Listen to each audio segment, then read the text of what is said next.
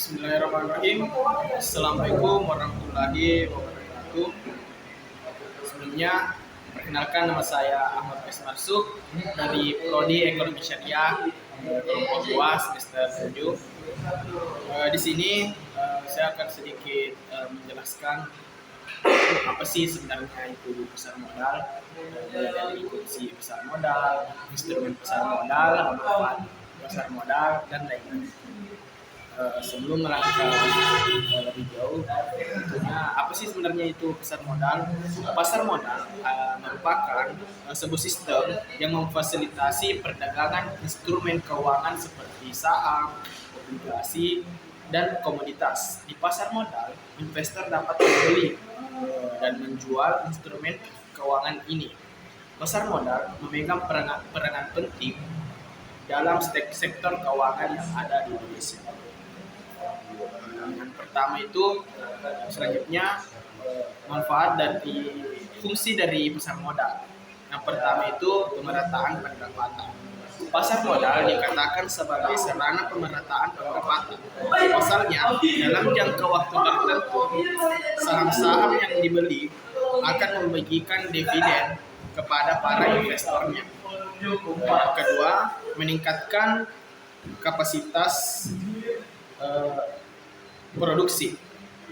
Modal yang diterima dari investor dapat dipergunakan untuk mengembangkan perusahaan, sehingga produktivitas akan secara otomatis akan juga ikut meningkat. Yang ketiga, meningkatkan pendapatan negara. Setiap dividen yang dibagikan perusahaan kepada investornya akan dikenakan pajak, yang mana secara tidak langsung dari pajak tersebut tentunya akan meningkatkan pendapatan suatu negara. Yang keempat, indikator perekonomian negara. Aktivitas jual beli yang terjadi di pasar modal menandakan bisnis berbagai perusahaan sedang berjalan dengan lancar. Yang selanjutnya itu instrumen dari pasar modal itu sendiri.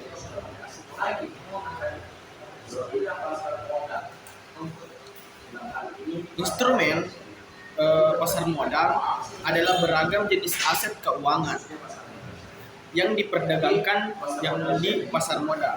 Ada beberapa instrumen pasar modal secara umum. Yang pertama itu seperti saham. Saham merupakan surat berharga atau bukti seseorang menjadi salah satu pemilik dari suatu perusahaan. Pemilik saham berhak mendapat dividen dan pembagian keuntungan dari perusahaan tersebut. Yang selanjutnya itu surat utang atau obligasi.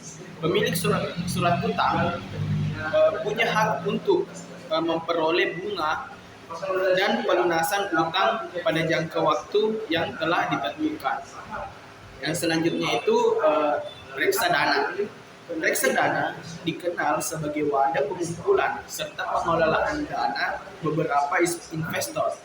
Dana ini nantinya akan dikelola oleh seseorang manajer investasi. Yang selanjutnya itu derivatif. Derivatif merupakan surat berharga untuk turunan dari saham. Ada dua jenis derivatif yang ditemukan di Indonesia, yaitu derivatif raik dan derivatif warak. Yang selanjutnya itu manfaat dari pasar modal itu sendiri. Yang pertama, akses pendanaan. Dengan adanya pasar modal memungkinkan perusahaan untuk mengakses sumber pendanaan jangka panjang dengan menerbitkan saham ataupun obligasi. Yang kedua itu investasi dan pertumbuhan ekonomi. Memberikan peluang bagi investor untuk berinvestasi dalam berbagai instrumen keuangan seperti saham dan obligasi. Yang ketiga, diversifikasi portofolio. Dengan adanya pasar modal itu sendiri, tentunya memberikan peluang kepada investor untuk diversifikasi portofolio mereka dan mengurangi resiko dengan memiliki beberapa jenis aset keuangan. Yang selanjutnya itu penentuan harga saham, menyediakan mekanisme di mana harga saham dan instrumen keuangan lainnya dapat ditentukan berdasarkan penawaran dan permintaan dengan menciptakan harga yang efisien dan mencerminkan nilai perusahaan. Yang kelima itu transparansi dan pengungkapan, memerlukan perusahaan untuk memberikan informasi yang akurat dan transparan kepada publik, meningkatkan keterbukaan dan kepercayaan investor. Yang selanjutnya itu masalah-masalah yang sering terjadi pada pasar modal. Yang pertama itu volatilitas. Maksudnya harga saham dan instrumen keuangan bisa sangat fluktuatif atau menyebabkan risiko investasi. Yang selanjutnya itu manipulasi pasar.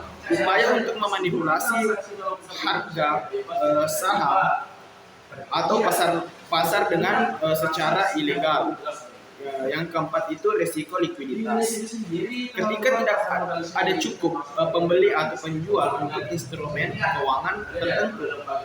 Yang terakhir itu regulasi. Peraturan yang kompleks dan berubah-ubah dapat menjadi tantangan atau hambatan bagi para investor dan perusahaan-perusahaan.